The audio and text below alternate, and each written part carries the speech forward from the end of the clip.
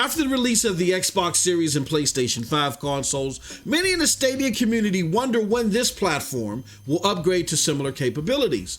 Well, a set of interviews, including an extensive one with us here at Stadia Dosage, from reps of a particular developer, might give us some indication of when. See, when Stadia gamers should expect 8K 120 frames per second games via recent interview.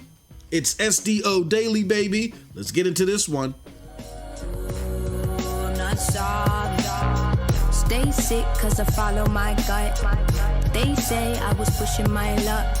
No, I'ma push me a matte all black truck. Oh, I'm not sorry.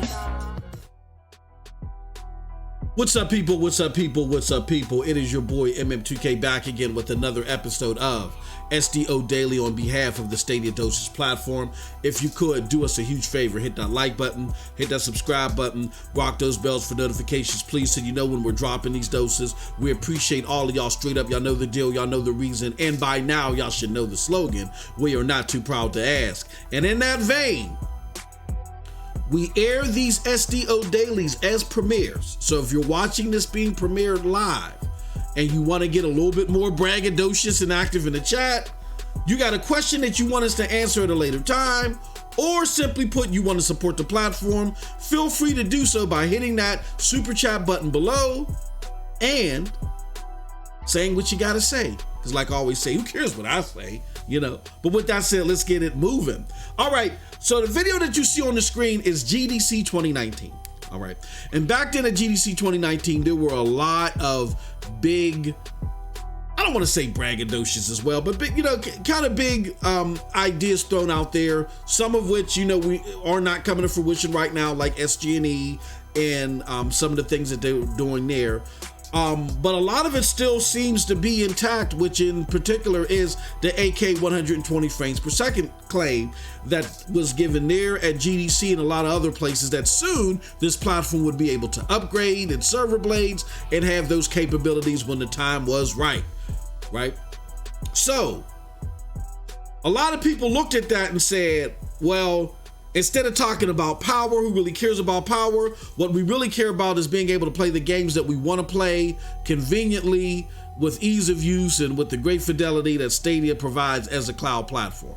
But there are those like our good friend, Project Storm, who says, hold on now, y'all may not care about this, but there are those of us that are the tech enthusiasts, the people that Phil Harrison spoke to prior to launch, that don't mind playing games that they've already touched, but to see those games perform better than what they were originally introduced as. I mean, it's in the same vein as Xbox gamers getting excited over FPS boost.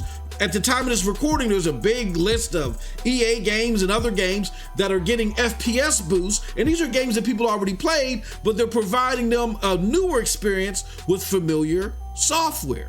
So the same vein applies.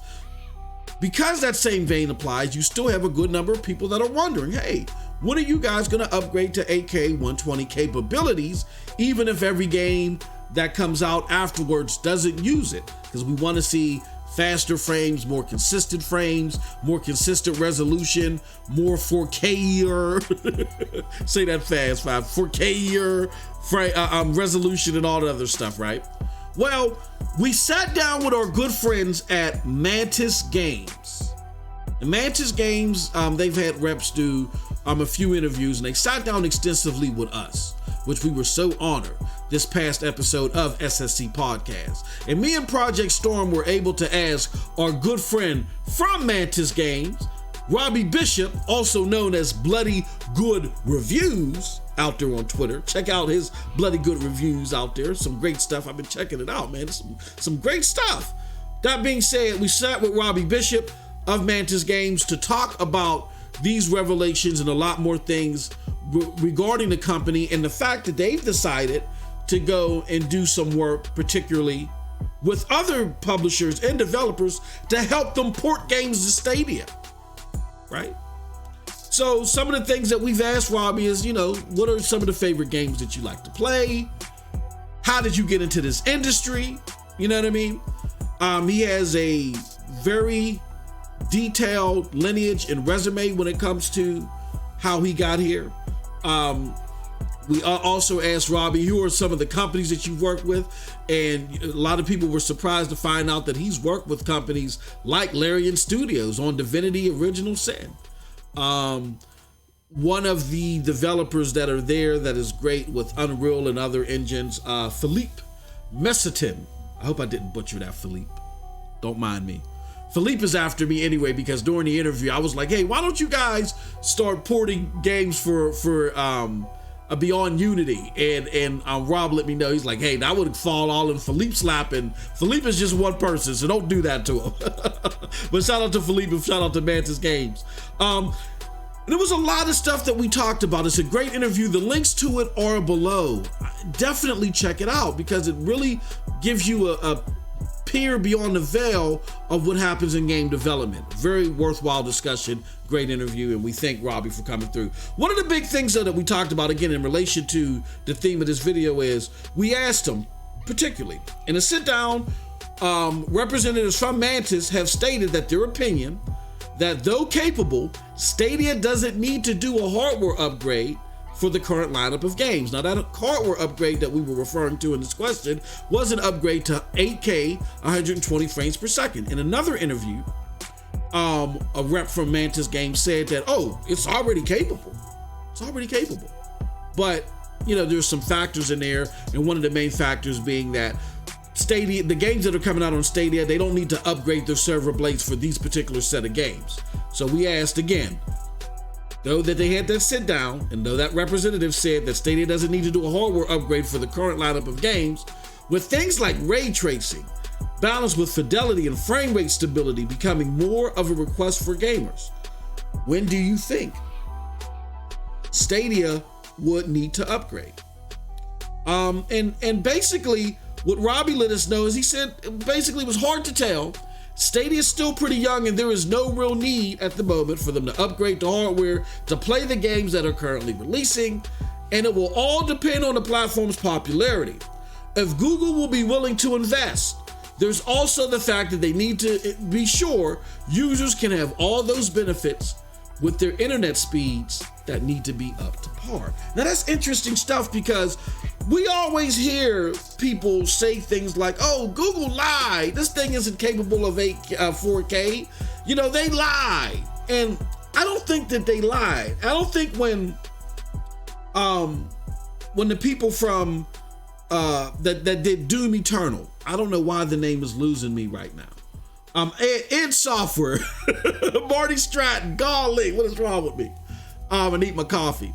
When Marty came out on stage, I believe it was Marty that came out on stage at the same GDC and said, hey, look, we're able to get Doom to play native 4K.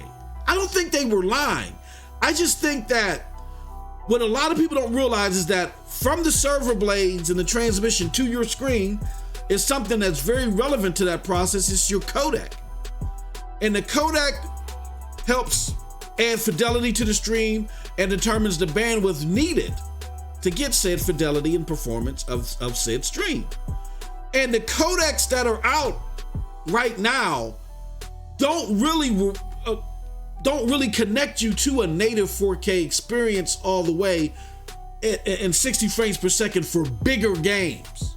It's a very difficult thing to commit to for bigger games. And maybe Stadia thought that they would be further along with their codec development at the time, and they just aren't. You know what I mean? So you got to take that into consideration. The codecs have to be balanced enough to where you're not sucking up enough bandwidth. Everybody doesn't have unlimited services like me. I have unlimited and they can't touch me. You know what I'm saying? Per my contract. I can use as much data as I want to and they won't throttle the service or anything.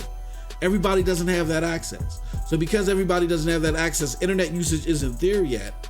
They got to be able to employ codecs that'll allow you to utilize such data. Now, utilize such performance. Now, another thing that Robbie mentioned is that he said, hey, it's not out of the realm of expectations that you're going to see the pro gamers see these capabilities first. And I completely understand that, because if you want 4K capabilities right now, you got to be a pro subscriber. So all interesting stuff from Robbie.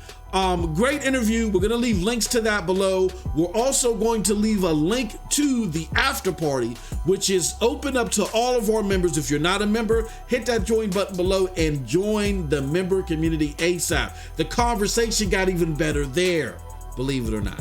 With that said, that's it from your boy MM2K. Let me know what you think about all this in the comment section below, because like I always say, I'm curious what I think. But if you did like what I had to say, check out the links below to follow me. Those links will lead you to the Broadband Bullies, PNTS Network, Hard Knock Digital Culture, and yes, the Stadia Dosage. With all that said, appreciate and love all of you. Have a wonderful gaming day. Peace.